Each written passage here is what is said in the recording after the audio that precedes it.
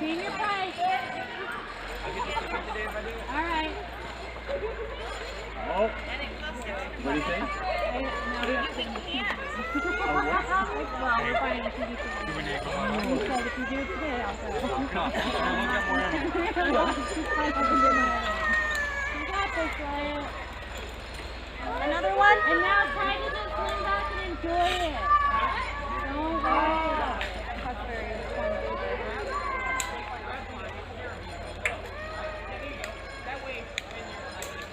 I don't know. 这个公司最新的。哦。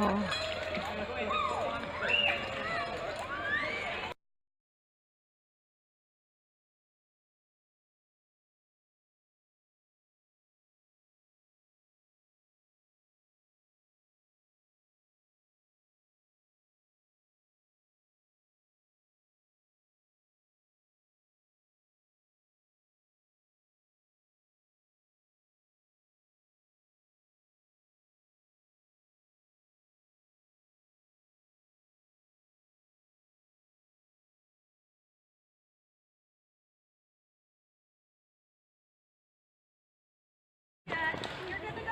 Are you ready? What? Okay. Our group is just finishing. Yeah. Go ahead. By, We're clear if you want to go. Did they say it's clear? Yeah. Oh, okay. Thank you. a little while ago, we had truck that came by and she got scared on the horse on the car. We were after her.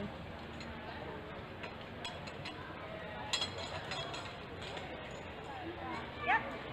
Whenever you're ready.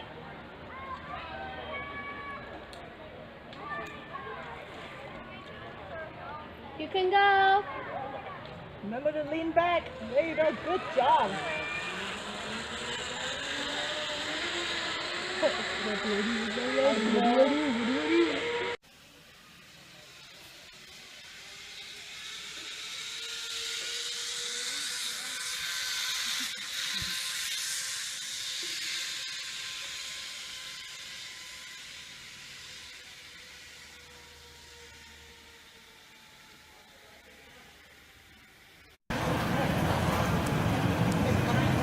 End of our tour as we come back up.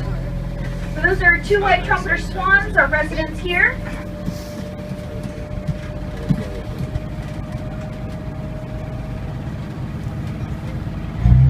From the logging company that owned it before. And the Helliers paid a whopping $4.50 an acre. They bought 100 acres of property and in 1937 right around Horseshoe Lake. And started off with a couple little cottages. They're across Horseshoe Lake. They're a lot bigger now inside. Staying in a social herd's a great way of keeping yourself protected. But these bighorn sheep, they know where their escape route is. If you got scared or startled as a bighorn sheep, where would you run to? Right up that hill. Yep. These animals are very short and stocky, very well adapted for climbing. And even those babies are really good at climbing straight up the side of that 200-foot climb there. So bighorn sheep and herds living in the wild. Take a look at see if you can identify that lamb. Doesn't have, only has tiny little nubs on her head right now.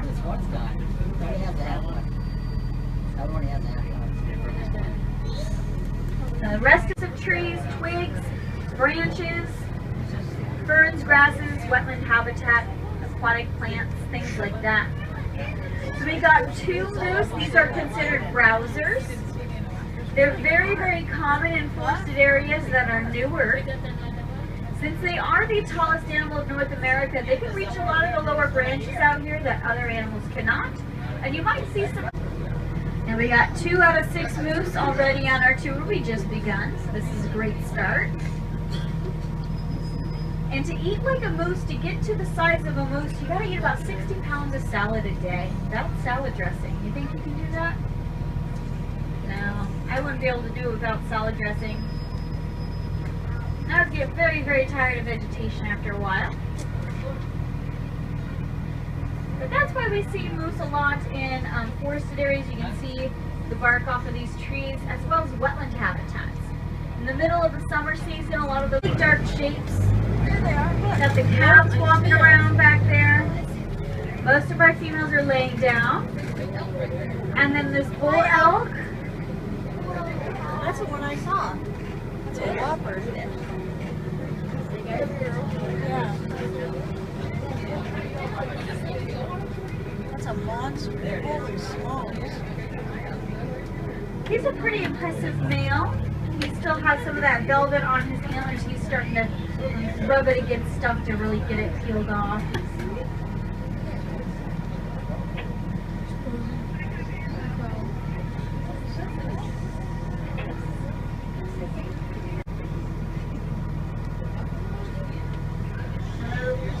Quite a bit of American bison back there. On my 2-3 o'clock back behind these trees.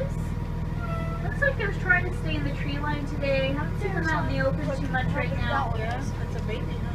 But the American bison, they make a big impact on the land. Preserved and protected to provide homes for these animals. And that is the last remaining place you can see true wild American bison. Bison that haven't been bred with cattle, that live in a true wild state in and around Yellowstone National Park.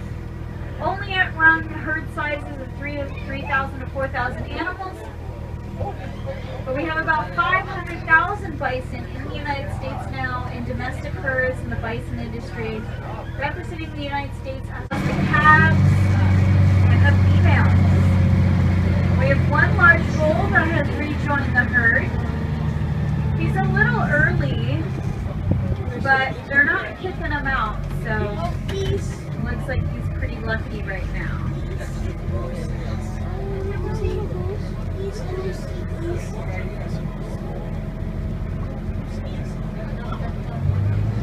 He's going to come up here to our left-hand side. He's right now at my 11 o'clock, so we'll get a little closer. I haven't seen her in